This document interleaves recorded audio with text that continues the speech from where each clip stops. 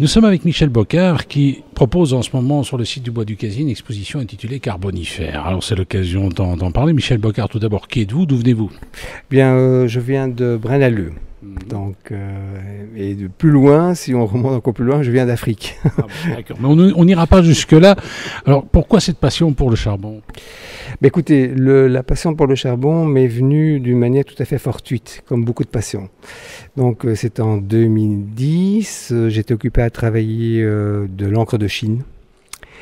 Et j'avais du fusain sur ma table, par dépit, parce que mon encre de Chine ça fonctionnait pas, il y a quelque chose qui n'allait pas, j'ai commencé à écraser le charbon, en fusain, donc sur des bâtons, hein, sur la table, et puis je me suis dit, mais il y a quelque chose d'extraordinaire là-dedans, j'ai vu des pépites, et puis de petit à petit c'est arrivé, donc il a fallu 8 ans pour que tout se mette en place, avec des essais, des échecs aussi, des réussites, et puis l'idée de dire ceci.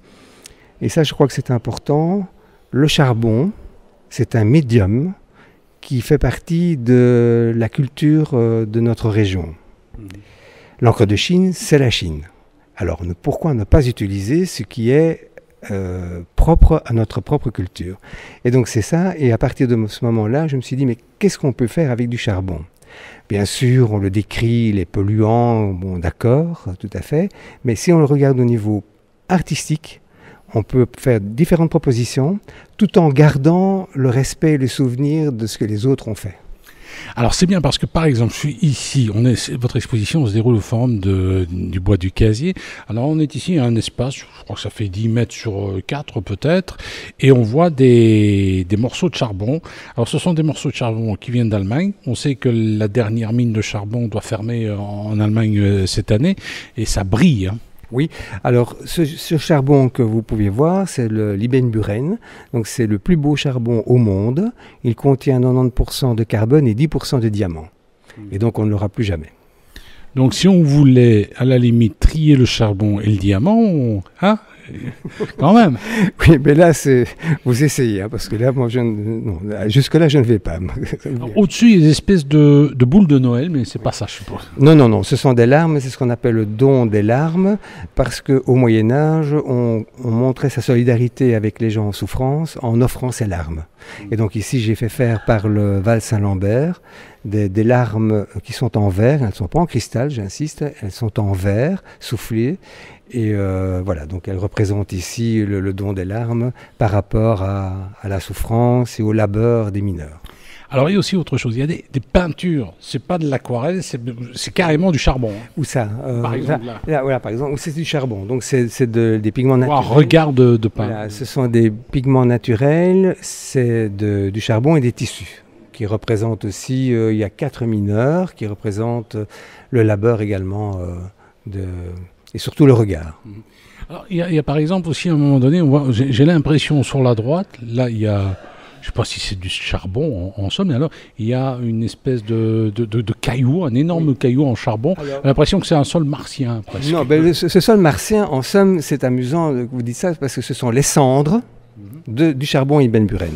Donc la société Districol à Gilly qui m'a fourni le charbon, j'ai demandé aux ouvriers qui travaillent, qui se chauffent au charbon, de garder les cendres. Donc c'est du vécu, c'est vraiment, en somme si vous voulez, d'ailleurs l'installation s'appelle « Les cendres sont des souvenirs ».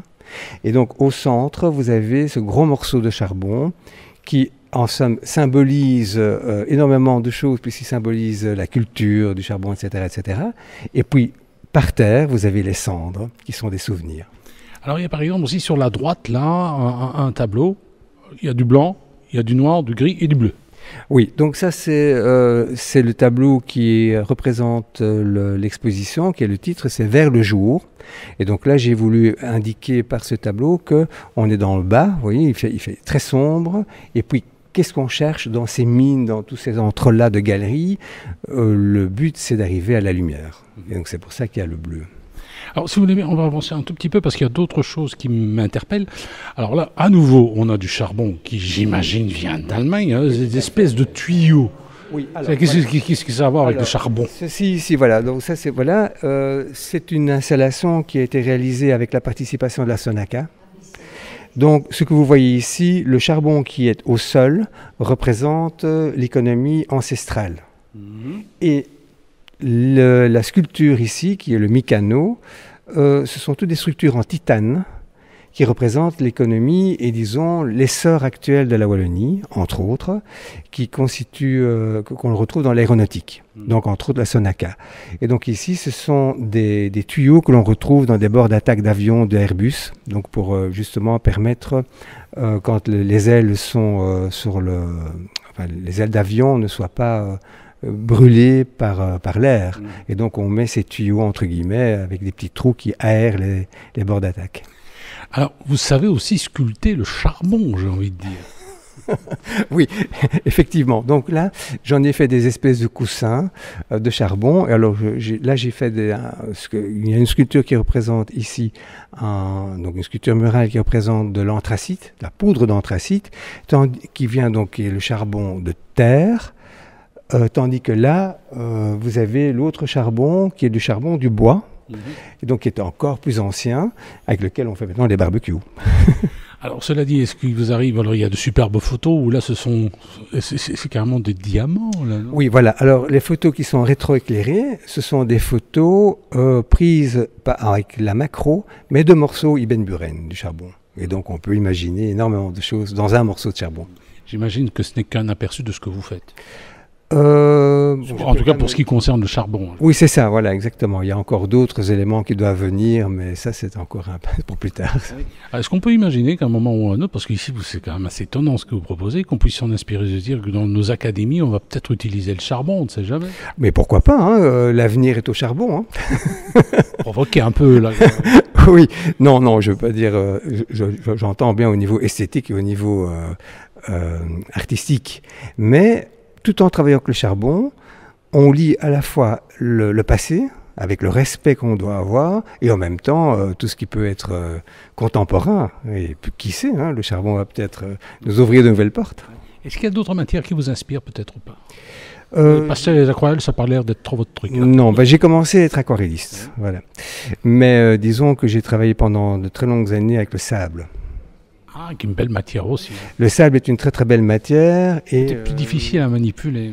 Non, c'est pas beaucoup plus compliqué. Bon, il faut avoir les bons collants si on veut, hein, les adhésifs. Mais le sable aussi, c'est quelque chose qui m'avait interpellé parce qu'il est en train de disparaître. Je vous remercie.